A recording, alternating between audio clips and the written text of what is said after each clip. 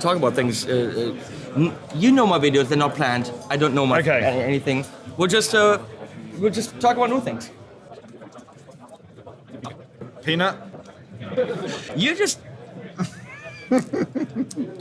want to hand me your nuts, man, right? You want to say, Henning, grab my nuts. That's what you want to say. Merci. Wait, in French it is le merci. Wow. So, as you can clearly see, we're here with Matt. We're here with le boss, as they say in Hungary. So let's talk about this beautiful Schmidt-Array pedal board. Yeah. Let's not talk about what's on it. Let's talk about the beautiful. What is all of this? Move the flyers. So this is a beautiful board. You can, SA250. flip this up. Absolutely lovely. This is great. I just ran into Martin and said, "Bitch, where my pedal board be?" Because everyone's got the new boards. I made the first video about his boards, and then he found new friends at Boston everywhere, and all of a sudden everyone's got boards but me. I still had to pay for them. These are so gorgeous, but what's on them? So, it was incredible luck that it just so happened our new 200 series fit perfectly on this new Schmidt-Array board. So we've got the OD200, EQ200, MD200, and DD200. So we can start at the beginning, OD200, hybrid analog digital drive, 12 drives, 15 boosters that can run in series or parallel with full MIDI control, expression in, and presets. So, analog drive, actual circuits for all of them digitally controlled? No, it's a mixture of analog and digital. So some circuits are part of one, most of the circuits are part analog, part digital. Some of them in here are full digital.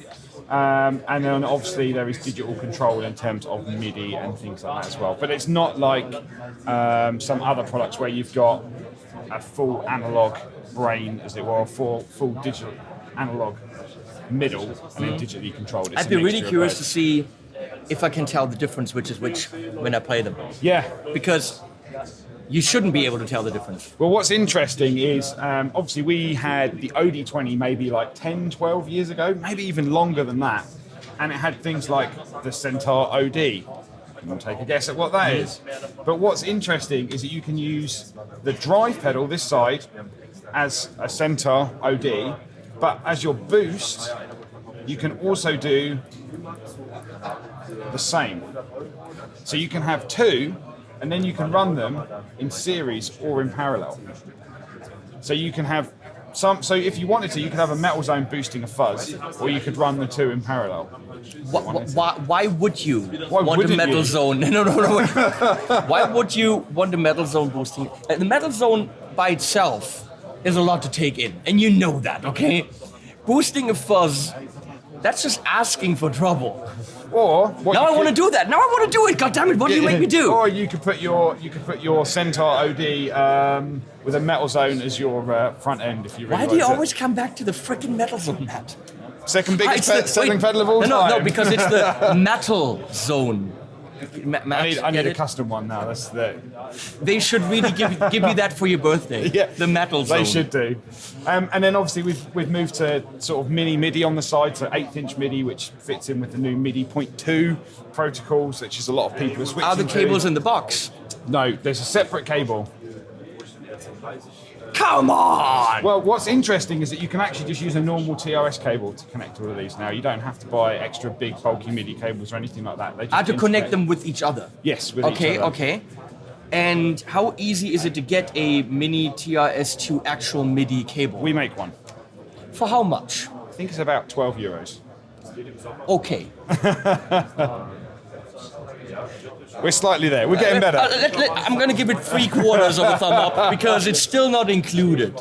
No, okay. So you can use that for MIDI in and out. And then you've actually got expression pedal in or control in. So you can use an expression pedal to sweep the EQ or control the drive amount. Or for wah.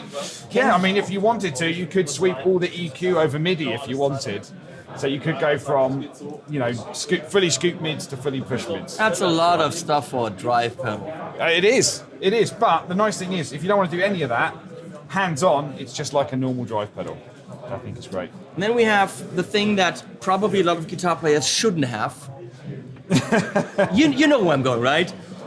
You can do magic with a very detailed graphic EQ. Yeah. You can also really mess up your sound. Yeah. Like a lot. Yeah. And actually, that's what I like about having this little screen in here, because it gives you a proper visual readout of exactly what you're doing. Come in, closer, please. So what's really nice is obviously you've got 10-band EQ and a level control. But again, this is MIDI controllable. So you can sweep between totally flat and then a full EQ setting as well. And I'll tell you what's super interesting for someone who runs a stereo rig is you can actually run this in stereo, or you can run it in dual mono, which means you can have a different EQ setting going to each output. Now that makes a lot of sense. So if you want to run a different EQ into a Marshall compared to a Fender, for example, you can do that. Or you can run pre-post. So you can run a drive pedal inside the EQ and then have a pre-EQ and a post-EQ. So it's like having two of those. It's basically like having two in one box. Okay. With 4 presets as well, so you can switch between presets. And you've got MIDI control, or as I said, expression control, so you can fully sweep between a flat EQ to a boosted or something. Now, if you make a 1,000 euro version of that where you switch presets and these are moving fingers, see, then you have me. But I mean, it would probably have to cost $1,000 for that to happen. And I'd imagine someone would probably put their foot on it, and then the motor would probably move and all that. But what's also nice is there's a little hidden bit in here. You can actually change the center frequency as well. So you can change all the things that you want to do in terms of EQ, like change the center frequency and the structure. So you can run the EQs in series or in parallel. So center frequency as in I don't want the 800. You can change it from 32.1 to 16, if we come down one more, to 28 to 0.14. Then you just need a very, very tiny Sharpie, cross that out and write what you just... yeah, just a tiny bit of tape just across there as well. Okay, moving on. Let's move on. Come on. Okay. There's so much to show because Boss brought many new things. MD200, so 12 digital modulations, including CE1, overtone, which is kind of like a multi-octave, slicer, auto wah, everything you come to expect. Like the one in Canada, Ottawa? Ottawa. Oh dear. Lame joke. Peanut for that one. Give me. The thing is, if I'm chewing, you're talking, that's better. How not to interview. And then you've got 3 parameter controls depending on what you're on. So in overtone, these will do something different to what they will do in phaser, for example. And then we move into DD200, which is my favorite one of the range. 12 digital delay modes, stereo, presets, tap tempo, looper, and then it's got some really nice new settings like pad echo. We've improved the shimmer echo, pattern delays, kind of a bit of everything, full MIDI control.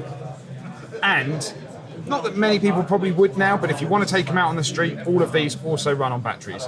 Ooh. So you can run all of these on 3 AA batteries. For how long? I think you get about 5 to 7 hours. Okay, that's very good. I would have. These ones, the delay, depending on what you do, and then off. Yeah, it's also a USB. No. Yeah, so you can charge your little pedal board lights as well, and that's just part 1. This is pedal board 1. No. Talking about batteries, I'm going to run out of batteries with you. And then the second half of our new release is obviously the newest thing that came out just only 3 days ago is the new DDs. So DD3T is effectively the iconic DD3 delay pedal. It's been in the catalogue 31 years, just with tap tempo. Didn't need to change much. It was already great. We've just added an onboard tap tempo.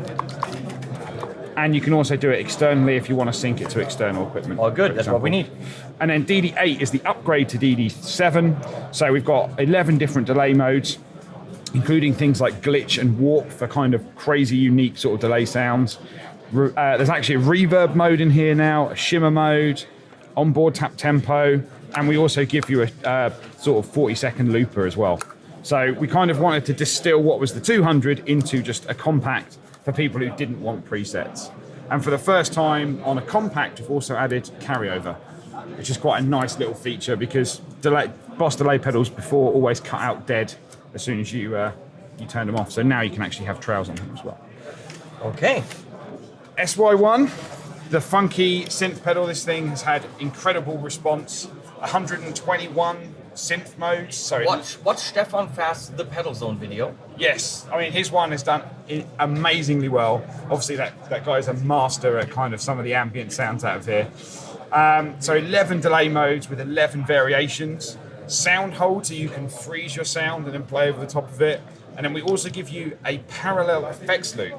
So the effects loop controls the dry signal, not the wet signal. So that means you can have distorted sounds, fuzz sounds without slamming the front end of the synth. So you still get full clarity on synth, or you can run wet dry as well, which is super cool. And then the most fun here is our RC10R rhythm looper.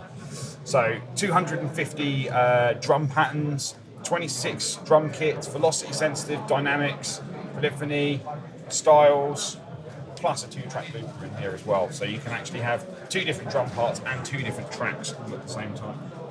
So yeah, that's basically the 8 new pedals that we've had this year so far. So here we go. Okay.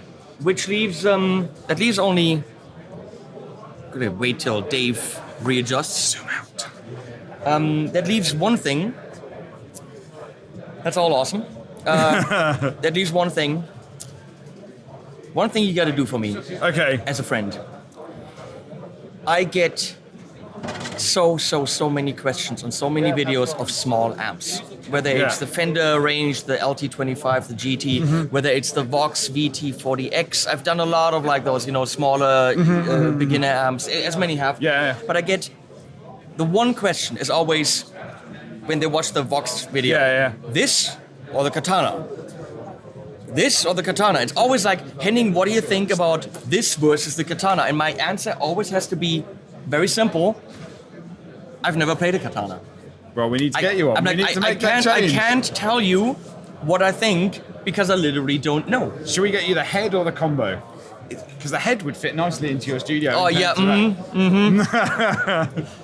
Hell no. I want the thing that I can compare to what I know, which is the below 200 euro range, maybe up to 249. Yeah, so the 50 basically. Yeah, so no, I think the artist is bigger and more complex. Yes. I want something that I can recommend to the people that are looking at the Vox VT40X, which I think is great, or the Fender Mustang range, so that I simply have some experience with it, and I can give them an informed opinion, and not just say, well, I would have to say buy the Vox because I literally don't know the Katana. Yeah, of course. And I do say I hear amazing things about the Katana, but that's not an informed opinion. No. So and we all know you're the review man. So I mean, I want to tell them what I honestly think, but for that I have to actually know what I honestly think. So please make it stop and let me check out a Katana. Please, Matt. Sir, no problem. Okay. We will make it happen. We're working on that so that you finally have an answer. What does Henning think about the Katana? Especially leading into the most important time of the year, Christmas. Here's what I'm going to do. I'm going to check it out, not on video, not anything. I'm going to make a video. Here's what I think about the Katana. It's going to be a video where I say, I like it, or that's the video. It'll be a 1-minute video. 1 minute. Here's my opinion about the Katana. 59 seconds, and it'll fit on Instagram too. Actually, we'll do just that. Because, I mean, do we really need another Katana review? I mean, how many reviews are out there? Too many. Dave himself behind the camera has a Katana and he has very many high-end amps, and he probably sold you loads of them by doing his videos, more than I, because I don't know. So we'll fix that. Okay, we'll fix that. We'll Katana it up. And we'll look at some of these, and when Dave and I get to my place, we're starting the Waza Tube Amp Expander. You really need a better name for this. Even TAE is too long. The TAE. The Waza TAE. There we go. We're doing a comprehensive series on that. Looking forward to all the work that we have to put in. No, I'm sorry. There's gonna be a lot of work. You make a complex, very in-depth product, then we're gonna make complex, very in-depth videos. That's why we come to you, sir. Yep. Boss, Matt, Dave, links, subscribe, all that. Animals at the end.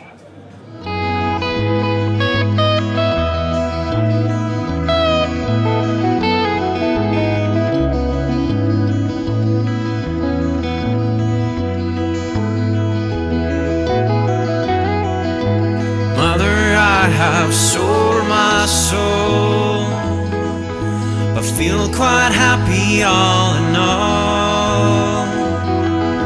I didn't fly, I couldn't fall, but mother, have I sold my soul?